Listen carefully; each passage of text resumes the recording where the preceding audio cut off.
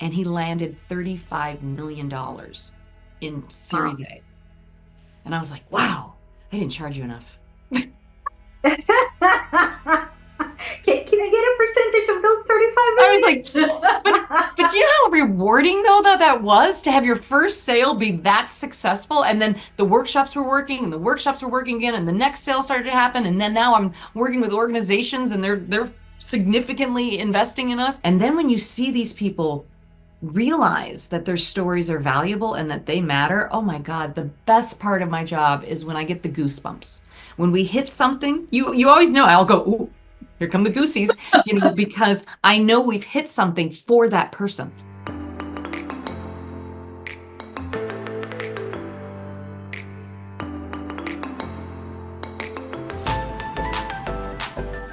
In the cold calculating world of business, numbers often lead the way to success.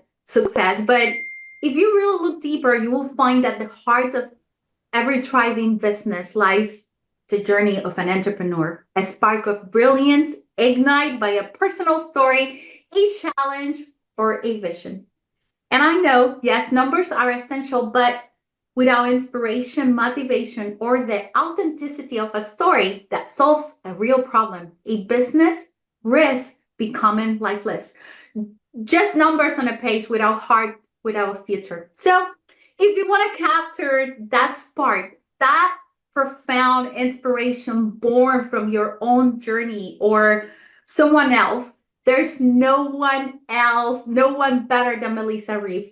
She is an expert storyteller who has the unique gifts of delving into your heart and igniting the bonfire of passion and purpose within you. And I know through her craft, she brings stories to life, turn them into the fuel that drive not only business, but also the dreams behind them. So, Melissa, I am so honored that you have joined us today for Catch Her Spark show. How are you?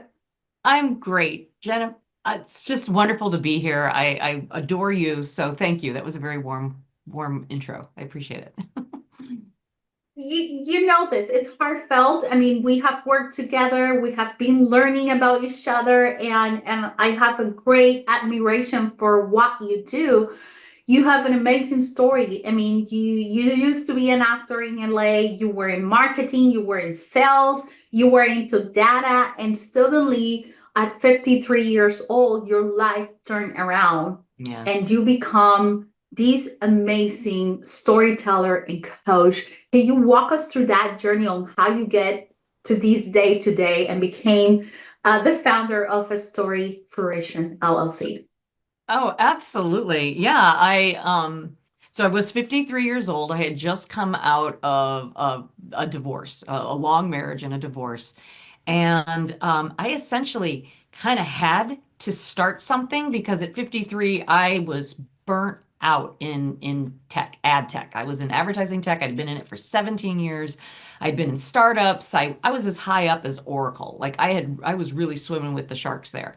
But it felt kind of soulless to me after a while. No offense to those in it, but when you're doing it for 17 years and as a woman, most of the time I was the only woman in the room getting mansplained right and left. It was something that I believe that you want to wake up every morning with a spring in your step, right? Like that you're getting up and you're doing something that matters.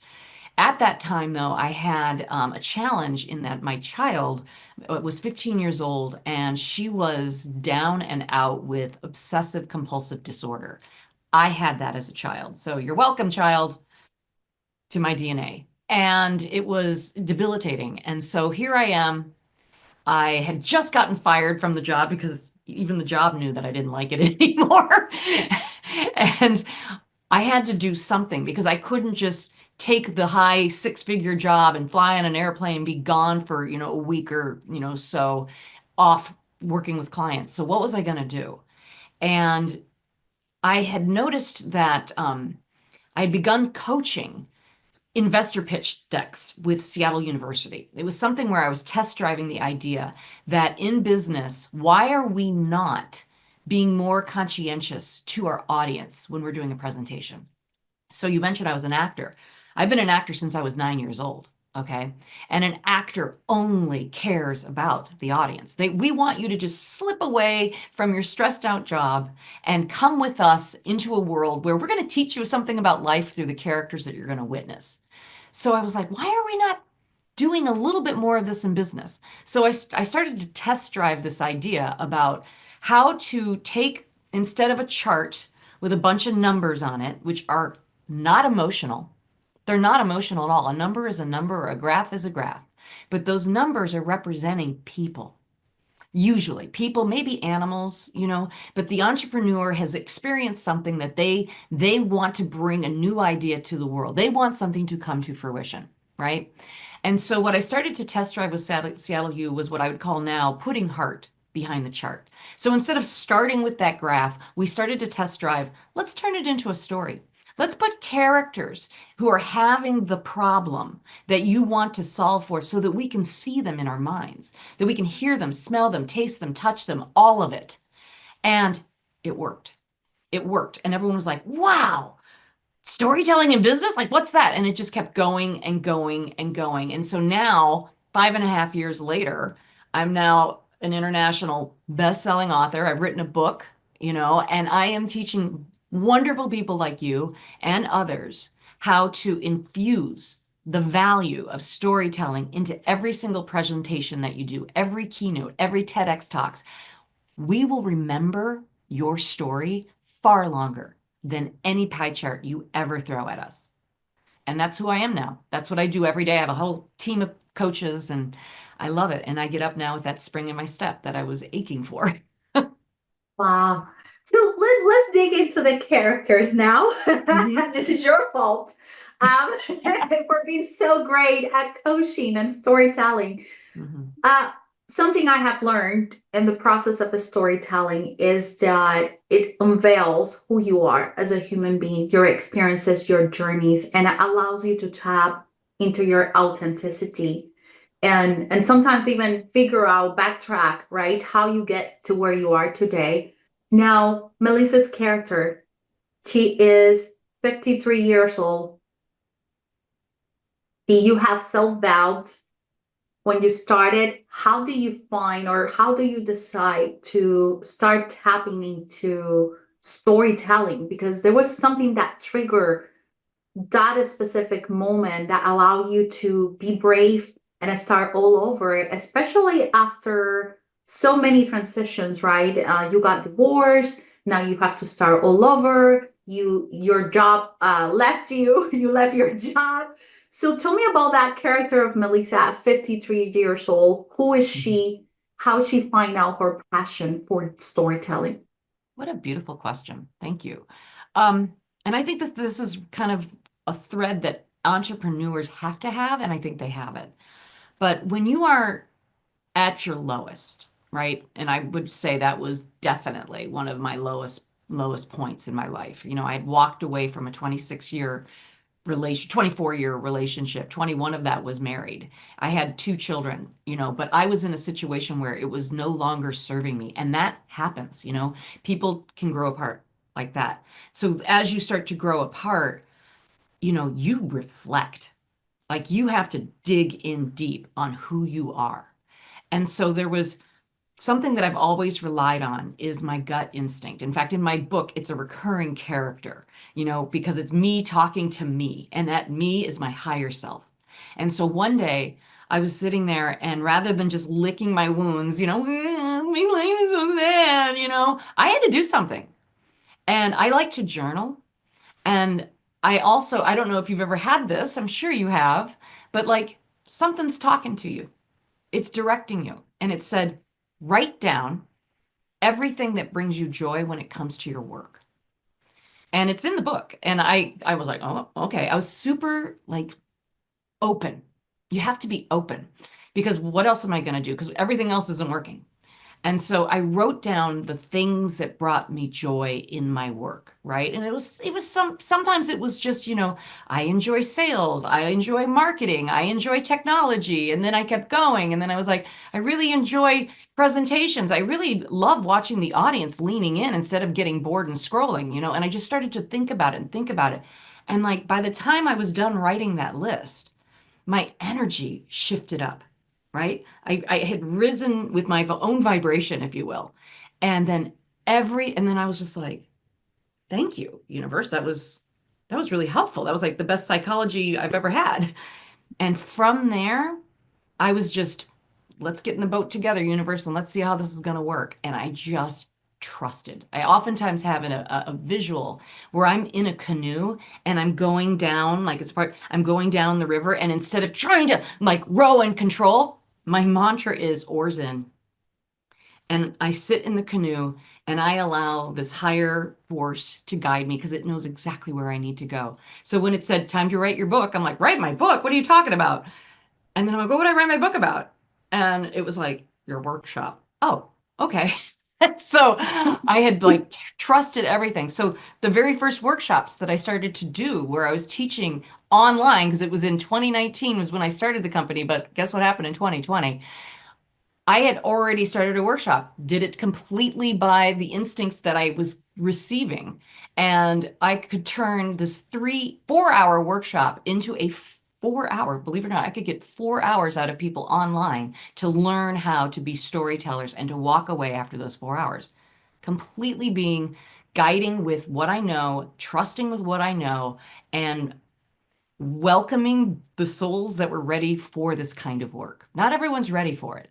But once they do and once they step up, we're in it together now. They join me in the boat.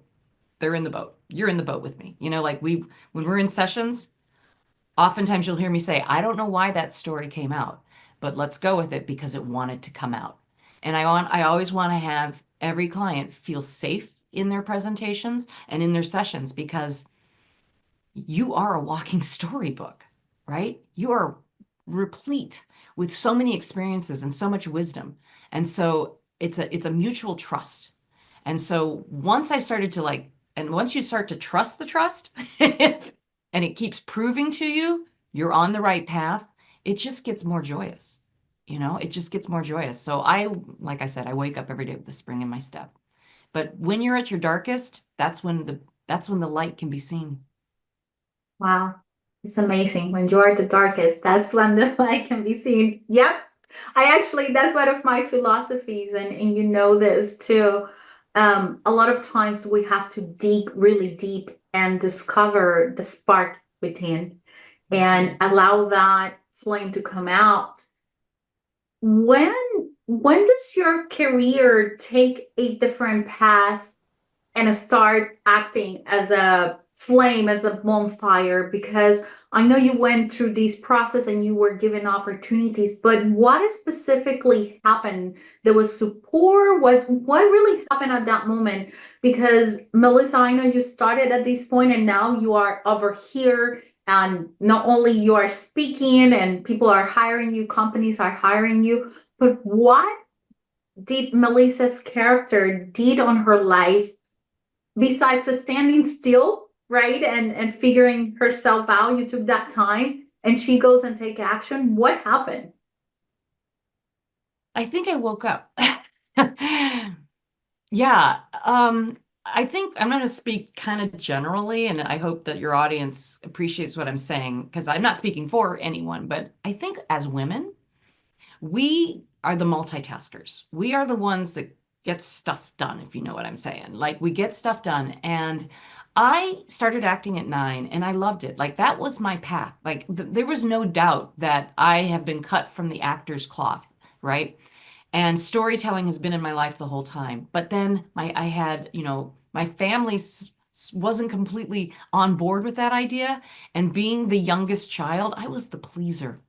I was the one that they were going to get right, like, whatever sorority my mom wanted me to be in, I did it because I just didn't want to hear her complain. My father was like, that's a hobby. Acting? No. And I was like, oh, okay. Even though I got into the University of Michigan through the musical theater program, because they were like, get to Michigan. And I'm like, how? I don't have the grades. I had okay grades, but my what was it, those ACTs or whatever those were, horrible. SATs. But yeah, they were horrible for me. But I had to, again, I guess that was an early version of me just trusting. And then when the University of Michigan said, hey, we're going to start a musical theater program, I was like, jump, go, right? Jump, go. And so I did, I got in. But I ended up leaving the program because I didn't have that support. So I started to create, once again, trust. I started to create my own degree because I didn't want to be just a psychology major. I didn't want to be just a marketing major. And I started to just take the courses, follow what my heart wanted. Okay. And then I went into my career, which was again pleasing everybody else. My dad was right. I was an executive, and he was right, but it was painful. And so for how long? 20 years, I gave up acting to be the breadwinner, to be the parent, to be, the good wifey, all of that. But deep, deep down, little Missy, the actor, really wanted to come out. And what happened was my eldest child got into improv in her high school. And I was like, improv? I had done it in my 20s, scared the hell out of me because what did I know at 20? I was so nervous to even ask for an audience suggestion because they might say something that I had never experienced before. And when I saw my child going through it, I was like, God, I miss acting. And someone said, you should take an improv class. And I'm like, again, it was a hell yes. So I did. And I jumped back into acting like I had never left. And it was like, Missy, that's how I grew up was Missy. Missy got to just come out. And that's when I knew that I needed to honor my full self, not just pleasing everybody else. I wanted to honor my true self. And I think as women, many people might relate to that. We're pleasing everybody, but at the end of the day, in the beginning of each day, it's about you, right? And representing who you are and going through each day with what you know and the wisdom that you're picking up. And sure, of course, we live together and we will give and take in every relationship. But when you're starting to give, and you're not getting in a balanced kind of way, you might not be writing the story that you want to write for your life. And so I hope I answered your question. Awesome. You're making me Yes, you think did. deep, woman. You know me. I told you. I'm doing Well, it to everybody else. You're doing it to me. it's a good payback. It's a good payback Are because you having fun? yes, I am having a lot of fun, and I think that I know you have a story too, and I think that I know more than what you think I know about you. But this is why I think that you're an inspiration, Melissa. You go to these transformation, you leave behind expectations of people or who you're supposed to be. And I think this happens to me too at a young age, that I figure out that I needed to leave what my parents expected me to be, right? Because you have to be practical and you have to make money. And then when you follow that path, sometimes you allow your heart to die with it. So it's figuring out that path that allows you not only to follow your heart, and yes, we need to make money. And I think that you have a lot to say too about, you know, attracting money. I raise capital, I do deals, and I make money for people through syndications. But it's pretty important for me to understand their story. And a lot of times, people forget that you have to find that balance between heart or and money, right? And making money and be successful, but also do what you love. Because if not, again, it becomes these heartless process. And I think you have find that, and you have a gift that allows to tap into people's heart, Melissa. So as an entrepreneur and business owners, how do you manage keeping your heart, keeping your soul aligned, allowing that flame to come out? And what step do you take to go to the point that you become financially strong? Let's call it that way. Yeah. One, listen to yourself, right? And I think that's the most important narrative that we have all day long is what we're saying to ourselves, right? So many people, I could have talked myself out of doing this. I remember when I announced, hello, everyone, I'm Melissa Reaves, and I'm going to be an executive storytelling coach. And this whole room was like, yay, what the hell's that? And I'm like, let me figure it out. I'll be right back. I just know it's something good. And so I had to listen. And I think you need to continue to listen to yourself every day and to speak to yourself with empowering thoughts, not the negative ones that are going on all the time. Because our thoughts are writing the story of the life that we want to live. It really is. So if you're beating yourself up, you're not going to be living in that fullness that we all have that right to live by, right? And so I think as an entrepreneur, you need to tell yourself a good story so that you can believe in it. Obviously, to trust what you're being directed to do, to try not to, because I mean, so many people could say, "Oh, I can't start my own company. I can't do my own thing. I mean, it's a bad economy. There's so much going on." And it's like, I could have easily said that easily.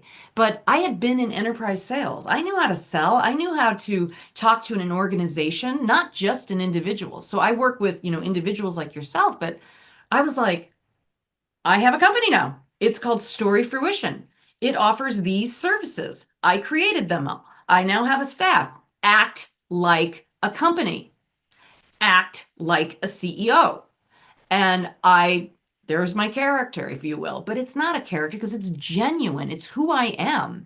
And so you have to believe in yourself because you can't bullshit yourself. Sorry, but you can't.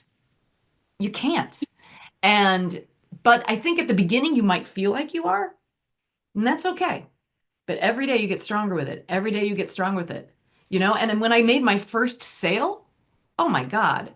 It was like, and it was someone I knew. He knew what I did. He had seen me acting, so he knew I was good. And he was like a CEO, really highbrow, had started a company, had gone public, and he started a new one.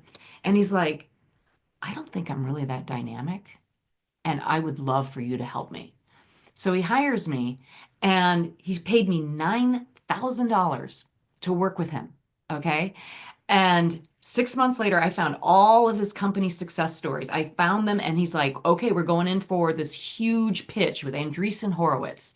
And I know that this deck has the numbers, but it has no heart. What do I do? And I said, we're going to infuse the stories into your presentation. That's what we're going to do. We're going to prove what you're doing by putting real people that you literally saved their financial well-being. And he did, and he landed $35 million in Wow. Series A. And I was like, wow, I didn't charge you enough. Can I get a percentage of those I was like, but do you know how rewarding though that was to have your first sale be that successful? And then the workshops were working and the workshops were working again and the next sale started to happen. And then now I'm working with organizations and they're significantly investing in us. It's just a momentum that if you can trust yourself and you can tell yourself the right story that you want to be of the character that you want to be, it works. It It does. works. Yeah. It does. I'm a numbers girl. I love everything about numbers, statistics, and data. And at the same time, I understand the importance of not being in a statistic, right? And finding that story. And I think one of the things that you have done for a lot of entrepreneurs, it's overcome the doubt, the self-doubt, by just finding their wisdom and their story, as you mentioned, Melissa. What is your secret? What would you recommend for someone to find those stories that help them to become more brave, to become more assertive, or those stories that will lead them to become who they want to be, not who Yeah. they're supposed to be? What is your Right. secret? Well, it's interesting because when you think about it, yeah, I'm teaching storytelling, I'm teaching presentation skills, but what I'm really teaching is your own self-belief through the stories and your experiences. And most of the people that are coming in have a lot of fear about public speaking, right? It's the worst. Like public speaking is one of the worst things that you could actually suggest to somebody. They would rather crash in an airplane than have to speak in front of people. And that to me is sad. And it's actually something that's really something that everyone, if you're having that problem, you need to get over it because your public speaking skills are an essential business skill. And so what I love about it is I'll ask questions. So like if I'm in a session or we're working with a group, we give story prompts. So we'll say something like, tell me a time when you realized that you are resilient. When was that moment? Who were you with? What happened? Who were the people involved? And how did you handle it? And each one of those sparks the story, just starts coming up out of somebody. They may not have even thought about it. I also love to go back to, when did you know as a child that you were going to be in real estate? And I know your story. We found your story with you gathered around the Monopoly board with your brothers and your dad. And it is an absolutely beautiful story, right? Because you were going to learn how to do real estate through the game of Monopoly. How powerful that is, because most people, if you think about it, audience, how old were you when you realized that you had a talent for something? You were 12 years old, I think, when you started your story. We mined that story at least 2 years ago. I still remember your story, and I've heard a lot of stories in between.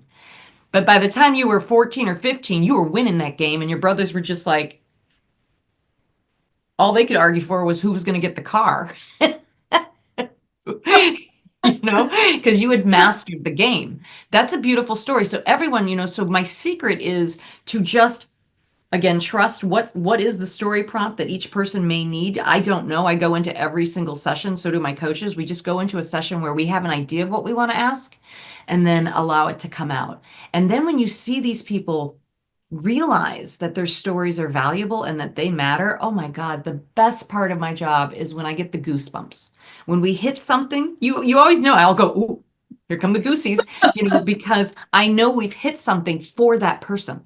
And then that person's like, I'm going to tell that story in this presentation. That's vulnerable. Oh my gosh. But then they start to realize their confidence just starts to go up. And that problem of public speaking now goes away. It starts to move into, I can't wait to get up on that mic and tell this story, do this presentation, blow people away that they haven't seen a presentation done like this before.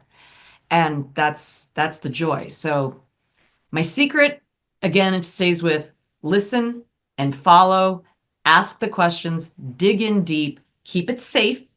Keep it safe. We don't want to pull up any scars and turn them into wounds again. We want to make sure that your stories are going to be relevant for the work that you do. And mm, I love watching people. It's like they blossom. It's like they come in and they're like this little flower trying to come up out of the ground, and someone just needed to water them and give them the right like permission and sunlight, and then it comes up and they just start to blossom in front of us. And when they're done working with us in a particular engagement, they've walked away with at least 6 powerful stories, that they can use in their business. But they also learn how to tell a story on the fly, how to make it, and I call it a mind movie. How do you tell your story, your moments in your life where when you're sharing it, the audience feels like they're in the room with you? How do you do that? I'll show you. you know, Wow.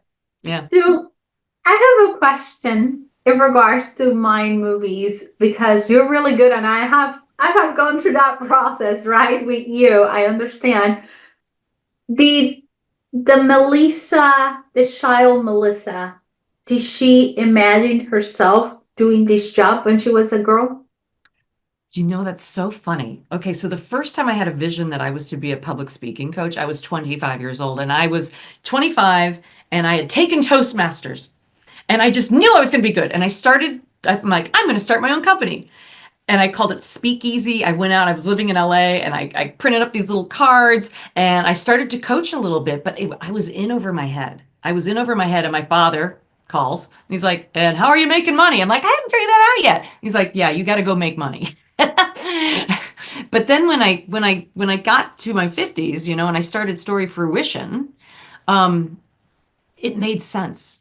It felt right. So sometimes you might have the seed of an idea, and you're just not ready. It has to grow inside you a little bit. And so that's what happened with me. So by the time, it was almost like when I stepped back up on the stage and did improv, it was like, I'm ready to run my own thing. I'm ready to run. I had so much to learn though. I had to get mentors. I had to be like, how do you run a business? first thing I learned was hire out what you don't like to do. I'm like accounting. So I hired an accountant. I hired a coach. I hired, some marketing people that helped me. I needed some brand work to help me. And again, guide. All the right people started to show up. I trusted and I went with it. But I've also had, some tough lessons too, right? So sometimes the not so cool people show up as well. And you have to have your vigilant eyes on as well. And when you have an instinct that someone's being smarmy, they are. Pay attention to that. Pay attention to that because you don't want to get yourself into a story you don't want to write. Yeah. Yep. Yeah, I think you're correct. Especially, I don't know if it's because women tend to practice more this intuition. We have access, and what I know is that the times that I fail to listen to my gut, like you said, to my instincts, are the times that also I have to deal with a story that I didn't want to write, right? And at the same time, I learned how to be grateful because it allowed me to grow. It allowed me to become the person I needed to be to achieve the things I needed to be. And some of those stories lead me now to these, syndications, raising capital, working with different family offices, and I start handling the $50 million that that we have been talking about. So, but if I didn't deal with those challenges, I would have not been brave enough to come and work on these bigger projects, right? So it's a kind of a bittersweet.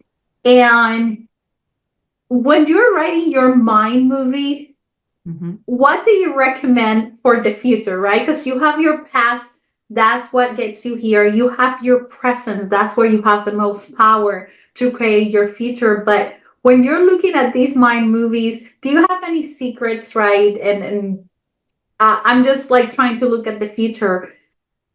How would you write a future story of yourself, Melissa? A vision story. Yes.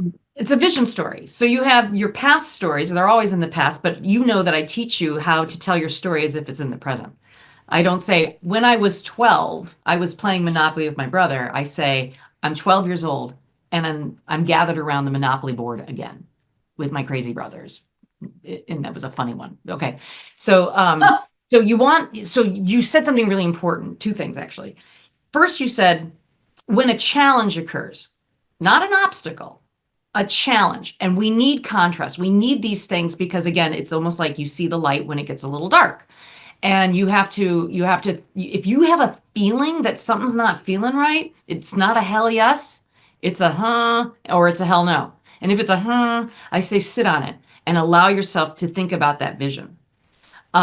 So when I'm thinking about the future, the only thing we really have is now. This is it, right now. Okay. And one of the exercises I was given when I first started the company, I was working with a coach. He had us draw a picture of what we saw for our future. And again, trust. I let the gut instinct take that pen and I wrote it down and I drew a stick figure of someone standing in a spotlight holding a microphone.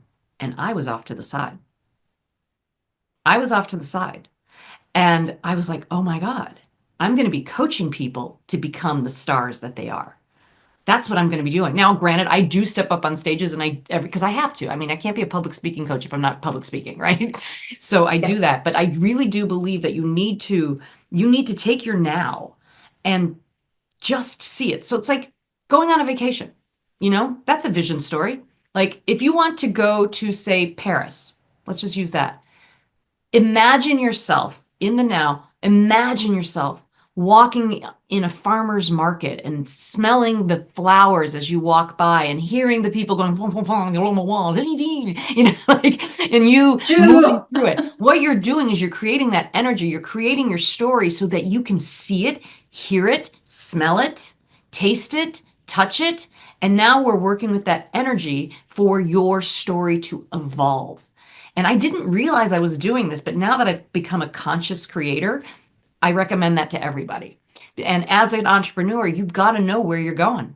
So spend 15 minutes a day, meditate on what you want, see yourself as that key character, be in the room that you want to be in. hear the people that you want to hear. And it's a lot of fun. And then let it go. Let it go. And let it get back in your boat, put your oars in, and go drift towards it. It's fun. Oh my God. Yep, it is very fun. And I think that a lot of people fail to watch that. So if, as you're listening to Melissa, your spark is not igniting, it's time to start considering to understand your stories, right, from the past and start visualizing your stories for the future. So, Melissa, it's been a pleasure to have you here sharing your secrets on how to tap into your heart through storytelling. I think it will be so important for people to find out how to contact you. So I will make sure that we add in the description below your link, Melissa. So is there anything else you want to share with the audience to catch their spark and make it turn into a bonfire? Absolutely. Yeah, I love that visual that we were working on. Well, there's a couple things. You could work with us directly if you're like, no, I need someone to help me do this. Then storyfruition.com or Melissa at storyfruition.com works. But let's not forget, I wrote a book. And I wrote this book, The Storyteller's Mind Movie, and it's become an emotionally connected leader through the power of your storytelling skills. And this is for people who are like, I mean, every client uses it because it's the mind movie method. But if you're someone who's like a do-it-yourselfer and you want to get started, then I recommend that we've got the book. We've got an online course that makes the book. I teach it. It's very fun and entertaining. We like to call it edutaining. That's a way that you can start to, I mean, you could start now, right? You could start now, get the book, get the course, and begin your journey. But if you feel like I need more help or I want to do a TED Talk, that's something I want to do, then you probably would want to get a coach because we can go in and help you see things that you might not even be seeing because we're third party, right? We're just like, oh, tell me more about that. Oh, what did the room look like? And we'll get you thinking in a way that you might not have trained your brain to do. So there's a lot of options out there to help you. But you are a walking storybook, and you are a walking storybook of wisdom. Let's get that out there. Let's see your presentations prove to others that you're worth everything. Awesome. Well, thank you, Melissa, again. May the spark be with all of you today. And Yes. Melissa, again, thank you for sharing with us. My pleasure, Jen. Hearts.